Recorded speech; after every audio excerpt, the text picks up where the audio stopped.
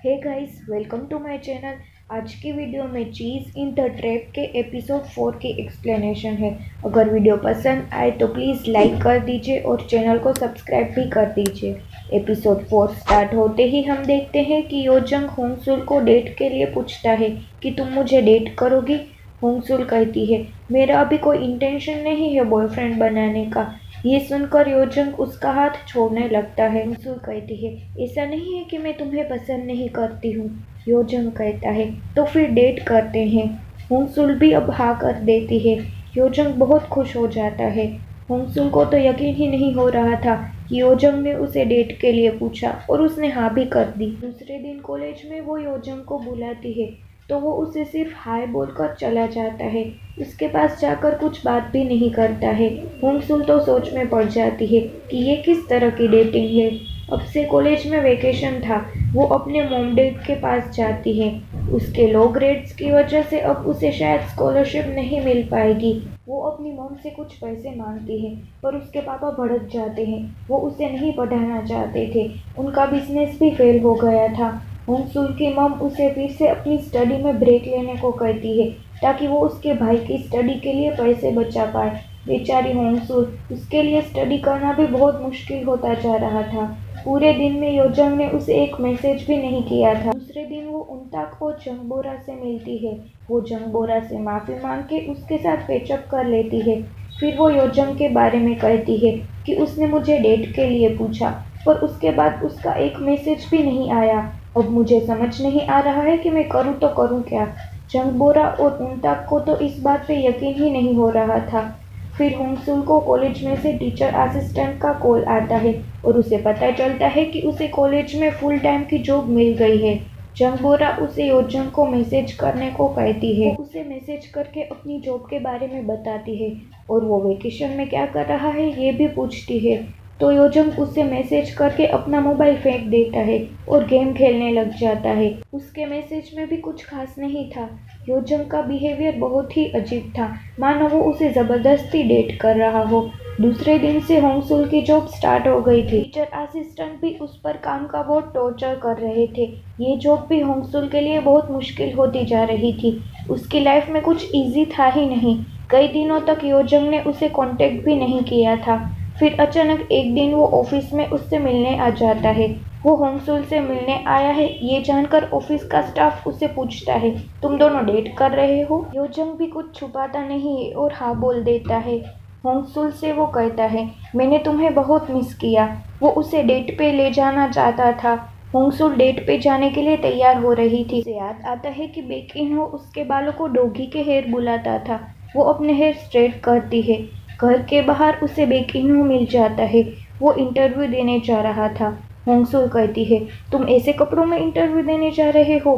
Fancy कपड़ों में कौन इंटरव्यू देने जाता है? तुम्हें बेसिक शर्ट और पैंट पहनने चाहिए। बेकिन हो भी होंगसुल के कपड़े देखकर कहता है, तुमने ये कैसे कपड़े पहने हैं? ये तो बूढ़ी औरतें पहनती है ऐसे कपड़े हैं। कहीं तुम ऐसे कपड़े पहनकर तो किसी लड़के से मिलने नहीं जा रही हो ना? ये सुनकर होंगसुल अपने कपड़े चेंज करके जाती है। बेकिनहा ने योजंग की बात नहीं मानी थी, इसलिए योजंग ने अपने पापा को बेकिनहा के बारे में झूठ बोलकर उसके सारे डेबिट कार्ड सस्पेंड करवा दिए थे।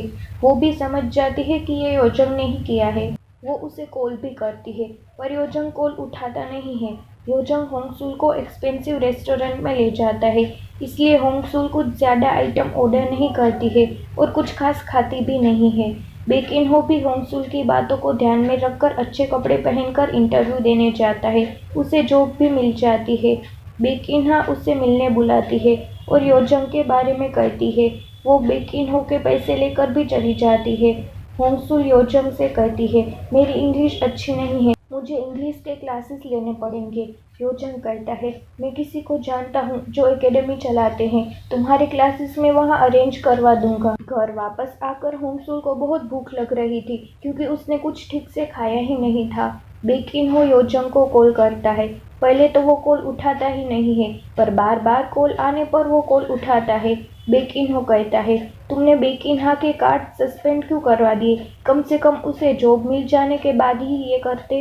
योजंग कहता है, मैंने तुम्हें कहा था मेरे आसपास मत घूमा करो, और फिर कॉल कट कर देता है।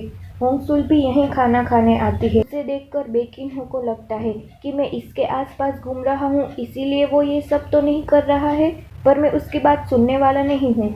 उसे देखकर होंगसुल कहती है, तुम्हें जॉब मिल गई? वो कहता है, तुम्हारी वजह से ही मुझे जॉब मिली है।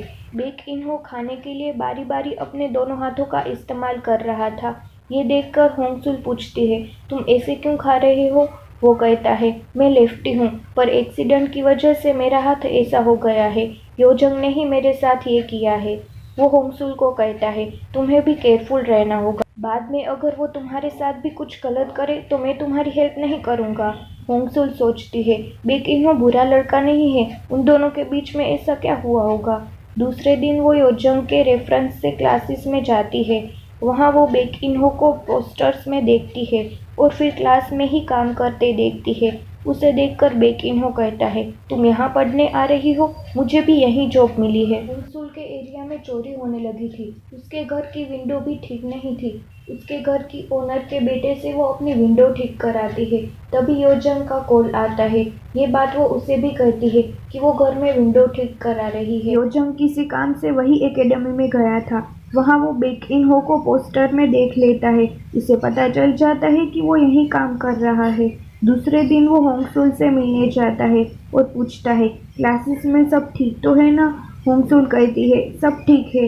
वो बेक इन हो के बारे में नहीं बताती है, इसलिए योजंग को बिल्कुल अच्छा नहीं लगता है। जेयोन भी किसी काम से वहाँ आई थी। ऑफिस की एक स्टाफ उसे योजंग और होंगसुल डेट कर रहे हैं ये बता देती है।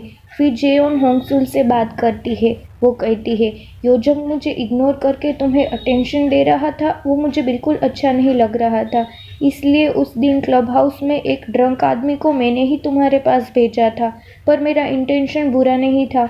फिर मैं योजंग के पास भी गई थी और उसे बोला भी था कि तुम खतरे में हो, पर वो तुम्हारी हेल्प करे बिना ही चला गया।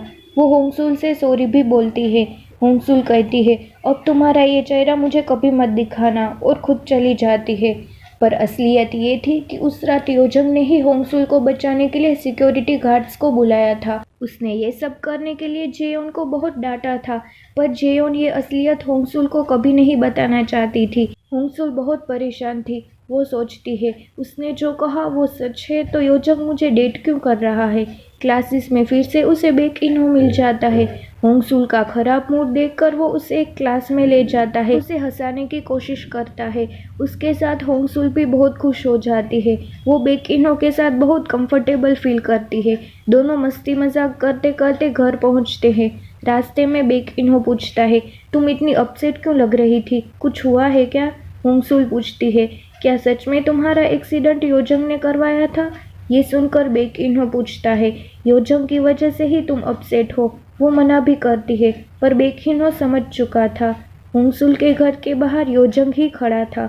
वो उसे कहता है, तुम कह रही थी कि यहाँ बहुत चोरी हो रही है, इसलिए मैं तुम्हारे डोर और विंडो चेक करने आया हूँ।